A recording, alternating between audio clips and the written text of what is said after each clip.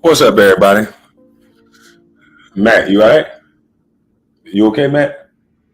I know. Derek down there. I get it. Look at Derek Fisher. He down there. I get it. I get it, Matt. But listen, y'all, let me start off by saying this. I love to see this.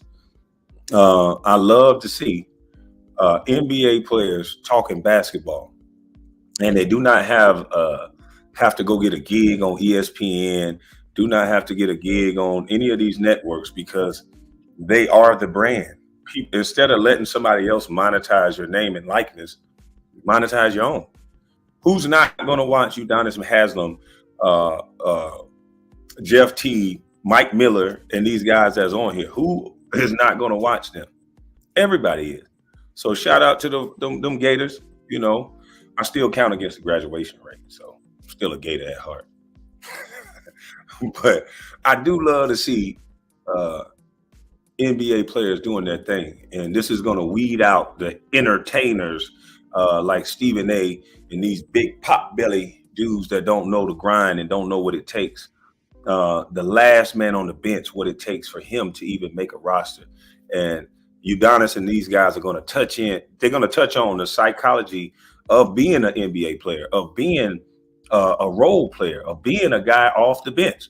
Some of the things that I've said, but from their perspective and being able to see a guy like Dwayne Wade, I think Udonis Haslam said Dwayne Wade came to him and was like, dang, I never thought about it that way, that you're a guy who has to come in, be ready. You don't know where you're going to get your shots from. Don't even know if you're going to get a lot of shots, but you just got to be ready to catch it and make it and hold and carry the threat. So it takes a different mental preparation. And so that's why it's so disrespectful for Stephen A.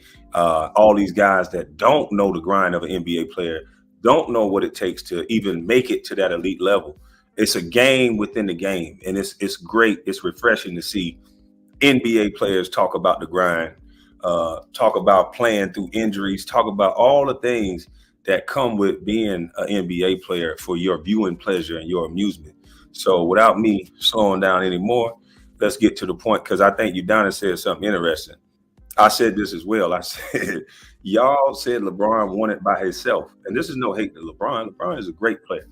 But when you play with Chris Bosh, I had to guard Chris Bosh. I like to think I'm a very good defender. Chris Bosh can do everything on the basketball court. And when he got to Miami, it got worse because now he's at the 3-point line instead of 18 feet. He can get down in the post and mix it up.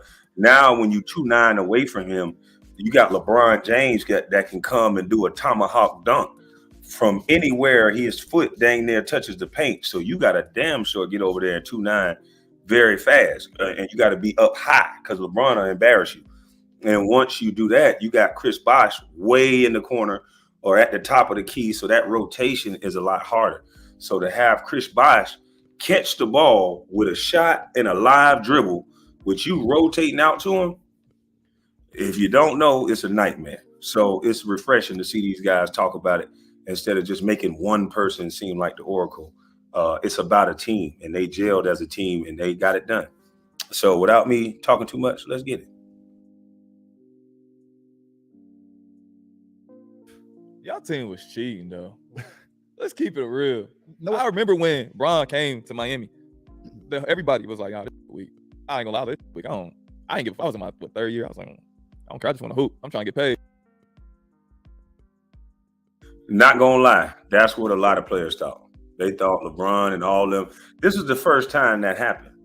LeBron and them kind of broke the mold doing what they did. That was the first time you seen a player of his caliber do that and join up with that type of talent, that much talent. So, yeah. And I know people are gonna say Boston, but Boston ain't have not what they had with D Wade, Chris Bosh, and LeBron. I mean, no. I'm sorry, they was a little better. But I remember Joe. I was at Joe Johnson's house, and he was just like, "Why would they do this?" He's like, "That's weak, man. Bro, I ain't weak for that." Then I got older and I seen KD do it, and I was like, "Why would he do it?" Like, that's weak. But when y'all came together, that shit was crazy. And I thought you was leaving. I was hyped as hell. I was hyped. I'm like, they ain't got the glue. I was. Yeah, they ain't got nobody. They ain't had no money. I know. But you got it back. See how you blame for everything, but you got to get back for getting money. And that's good seeing these guys can joke and talk about money and because of him.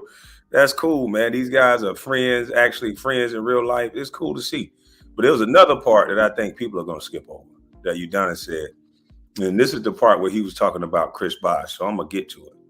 Matter of fact, let me go back a little bit because he was talking about how hard it is to be an actual NBA player off the bench. And D Wade acknowledged that. Like, yeah, but I didn't know, like, be honest, the Rio on their job was probably harder. Oh, D Wade said this to me not too long ago. He said, I didn't realize how hard your job was.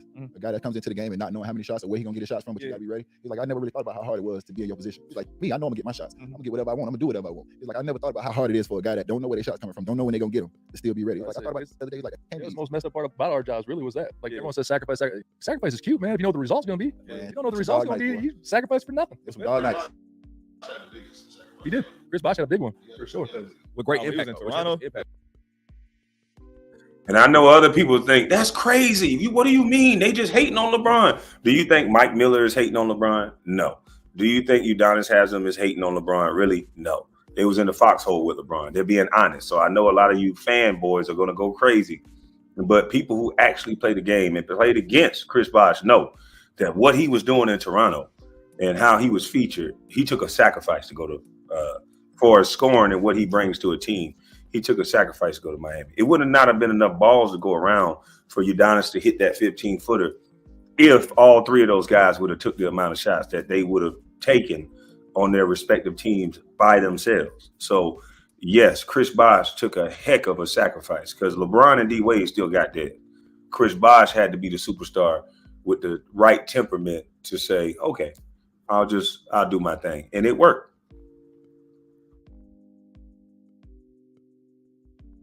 But if his health doesn't, if he doesn't give the clots though, like what they did for him there would extend his career forever because he never shot three. He came to us. Yes, like Spo was so ahead of that the small ball. Like I'm telling you, CB, if he stayed healthy, would have still be playing. Everybody think that our most important player was Bron. Our most important player, not our best player, but our most important player was CB. Yeah, damn. He was our most important player. Yeah, for real. Because if Bron went down, you could bring in D Wade, and it's not the same player. I know Udonis is not going to walk this back, no matter what you fans say. Udonis is not the type of guy that's going to listen to you and walk it back. When Udonis says something, it's usually because that's what he actually feels and thinks. And I agree. I said the same thing. Chris Bosh was one of their most important players because he was that X factor. You can game plan for two. You can't game plan for three. And so when you game plan for LeBron and D Wade, which is a task in itself, you got to rotate out of this world. The good thing about both of those players is that most times they'll come to you. And they are very good at coming to you. LeBron can slash, D Wade coming to the lane, his own. So, but Bosh was different. Bosh, and at that time, LeBron wasn't shooting the three like he is now. But Bosh could make you come to him. And if you didn't, it's lights out. And with a live dribble, it was crazy. So I'm gonna let you detail it.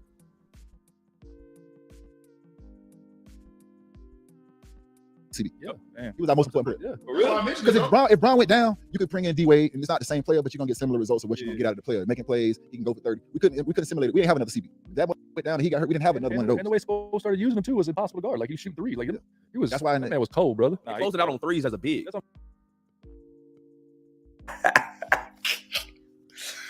Oh man, I tell you, boy, they always telling me, Kwame, you don't know basketball. You don't know what you're talking about because you a buzz. Yeah, okay. Closing out, if you don't know, and what Mike Miller and UD them said was amazing because you got a left hand Chris Bosh that you're closing out to that he gives you the slowest, longest, believable shot you ever seen. Because Chris Bosh can shoot the ball flat-footed like that. He show it to you, it can shoot it like that. And kind of like Jokic. So it was believable. So he show you the ball, he gone. And once he start, he can come back, he can go either way, use either hand. So it was a nightmare to play Miami with a healthy, excited Chris Bosh. You're already thinking about LeBron and D Wade. They're going to do what they do. But a healthy, excited Chris Bosh was a problem. And so I appreciate these brothers to let me use their video. Salute to y'all and y'all journey on the podcasting side of things. This is the OGs. Salute to Mike Miller and Udonis Haslem. And Jeff Teague. Shit. Salute to y'all boys. Yeah, but that's my time, man. I just wanted to touch on that. I don't think nobody gonna talk about it, but because the mainstream media is feeling the effects of losing the grip on their so-called quote unquote expert analysis, because they're not experts. They just watch somebody do something and then run their mouth. In life, you got to have experience doing things. Not to say that you can't watch and give an opinion, like Stuart Scott and different people like that. They can analyze and psychoanalyze and break things down in a different way. But when you start offering up your opinion as if you know and you don't really know, that's where you cross the line. And so shout out to these guys.